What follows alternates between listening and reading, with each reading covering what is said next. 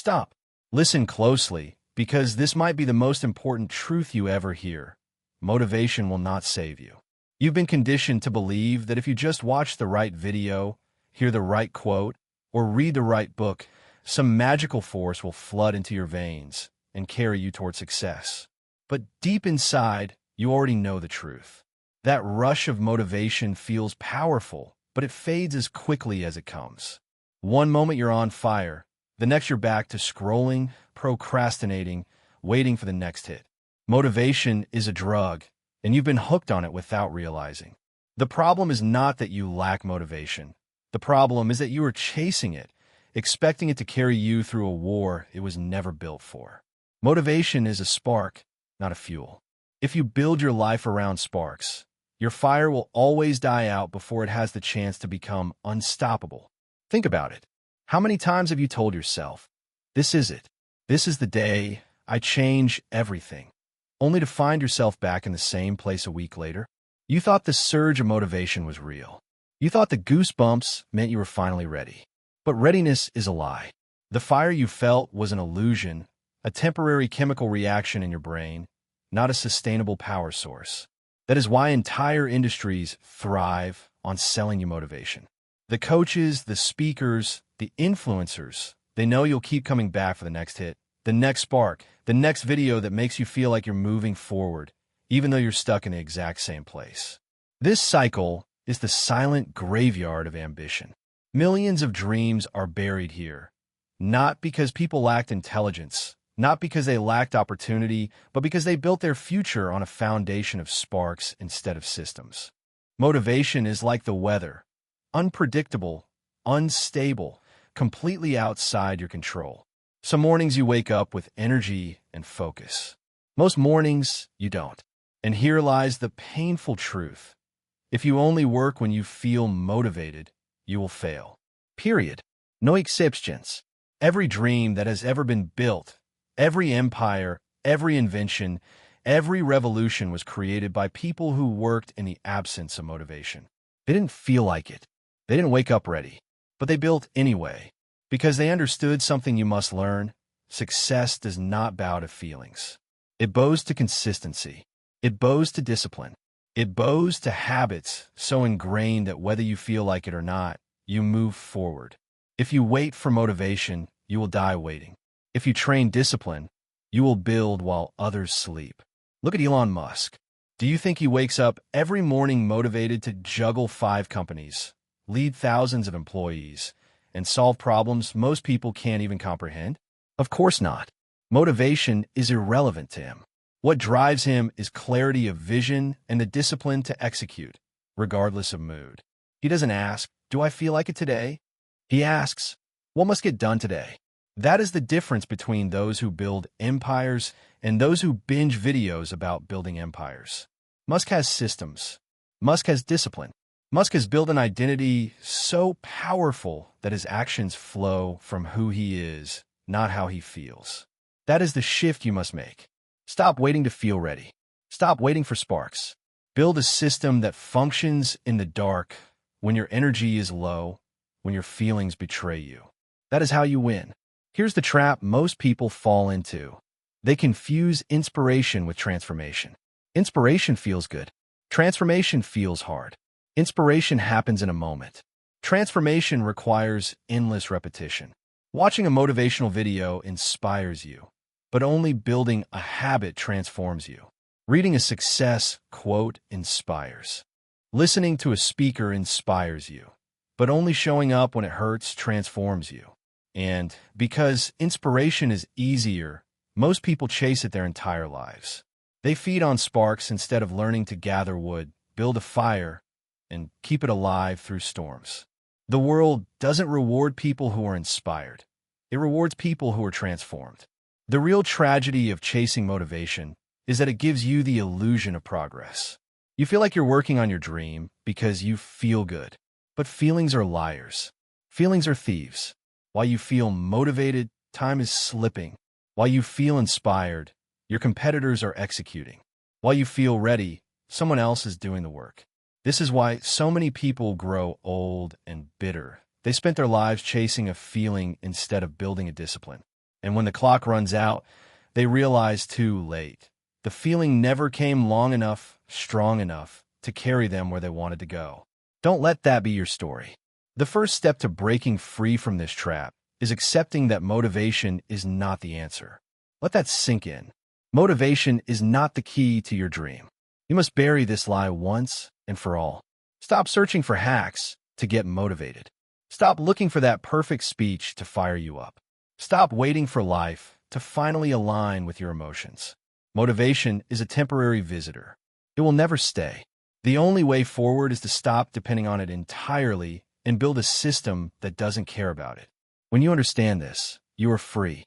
You no longer ride the roller coaster of highs and lows. You stop waiting. You start moving. And in that movement, transformation begins. So what should you do instead? You replace motivation with discipline, with structure, with habits that operate automatically, like gravity pulling you toward progress. You make your work unavoidable. You create an environment where success is not about how you feel. It's about what's designed into your day. You stop asking, how can I feel motivated? And start asking, how can I make success inevitable? That is the shift. That is the secret. And once you grasp it, your dream is no longer at the mercy of your emotions. It is at the mercy of your actions, and actions are always within your control. This is the first truth you must accept. If you want to succeed, stop chasing motivation. Do this instead. Build discipline, build habits, build systems. Because the moment you stop waiting for sparks and start building your own fire, you step into the rare category of people who get things done no matter what. That is the category where dreams become reality. That is the category where legends are born. And if you keep listening, I will show you exactly how to cross that line and never look back. Everywhere you look, motivation is being sold to you. It's on your social feeds, in your playlists, plastered across videos with dramatic music and bold captions promising that this time will be different. But have you noticed? You've been watching them for months, maybe years, and you're still in the same place. Why? Because the system is designed to keep you addicted. Motivation is not a cure, it is a product. And products are meant to be consumed, not to set you free. Every time you feel low, you search for another motivational hit. Every time you feel stuck, you chase another speech, another quote, another highlight reel. But the fire fades, and you come back again, trapped in an endless cycle of inspiration without execution. You feel like you're moving forward because your emotions are temporarily lifted, but the truth is brutal. You're standing still, wasting the most precious resource you have, time. The reason motivation feels so good is simple. It triggers dopamine. Your brain releases a surge of pleasure, giving you the illusion of progress. It's the same chemical hit you get from junk food, video games, or social media likes. But just like those, it fades. And when it fades, you're left empty, searching for the next fix. You don't build a future on dopamine spikes. You don't create an empire with temporary highs.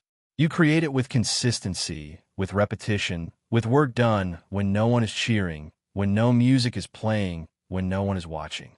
That's the part schools never teach, and motivational content often avoids. It's not about feeling good. It's about doing the hard things long after the feeling is gone. Here's the harsh reality. Chasing motivation keeps you stuck in preparation mode. You're always preparing, always hyping yourself up, always convincing yourself that you'll start once the feeling is strong enough. But starting never comes. You become a collector of motivational content instead of a creator of results. And this is exactly what the system wants because it keeps you dependent. The more you rely on motivation, the less capable you become of moving without it. It's like training your muscles to only work when the music is loud enough. You lose the ability to push through silence. This is why so many people consume endless self-help but never change. They're trapped in the illusion of growth while their life slowly slips away. Look at the world's greatest performers, the athletes, the innovators, the entrepreneurs. Do you think Michael Jordan waited to feel motivated to practice? Do you think Elon Musk needs a motivational video to get out of bed? No. They understood that chasing motivation is weakness. They built systems that remove the need for it. Jordan practiced when he hated it. Musk works through exhaustion. Serena Williams trained through pain.